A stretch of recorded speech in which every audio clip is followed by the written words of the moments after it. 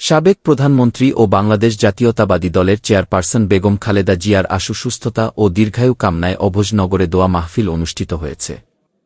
অভয়নগর থানা ও নোয়াপাড়া পৌর বিএনপির উদ্যোগে রোববার ৩০ নভেম্বর বিকেলে নোয়াপাড়া ইনস্টিটিউটের সভাকক্ষে এ দোয়া মাহফিল অনুষ্ঠিত হয়। নোয়াপাড়া পৌর বিএনপির সভাপতি আবু নঈম মোল্লের সভাপতিত্বে প্রধান অতিথি ছিলেন শ্রমিকদল কেন্দ্রীয় কমিটির সিনিয়র সহসভাপতি ও অভোজনগর থানা বিএনপির সভাপতি ফারাজি মতিয়ার রহমান। অন্তত 25 জন ডাক্তার নিয়ে একটি মেডিকেল বোর্ড গঠন করা।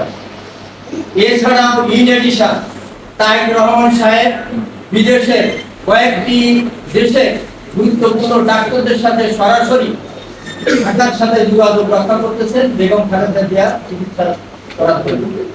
আমরা দেখে আহত হচ্ছে আজকে এই কঠিন সময় বেগম খালেদা জিয়ার একমাত্র সন্তান তারেক রহমান তিনি দেশে আসতে পারতেছেন।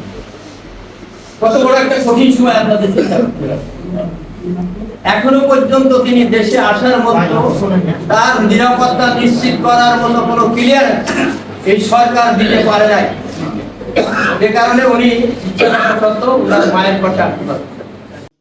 এ সময় উপস্থিত ছিলেন নোয়াপাড়া পৌর বিএনপির সাধারণ সম্পাদক রেজাউল করিম মোল্লা, থানা বিএনপির সাবেক যুগ্ম আহ্বায়ক মশিয়ার রহমান মশি, থানা বিএনপির সাংগঠনিক সম্পাদক কামাল হোসেন, শ্রমিকদল নোয়াপাড়া শিল্পাঞ্চল শাখার সভাপতি রবিউল হোসেন রবি, থানা বিএনপির সহসভাপতি খায়রুল বাশার, বিএনপি নেতা ইমাদ উদ্দিন গাজী, অ্যাডভোকেট শহীদুল ইসলাম সহ থানা ও পৌর বিএনপি এবং অঙ্গসহযোগী সংগঠনের নেতৃবৃন্দ।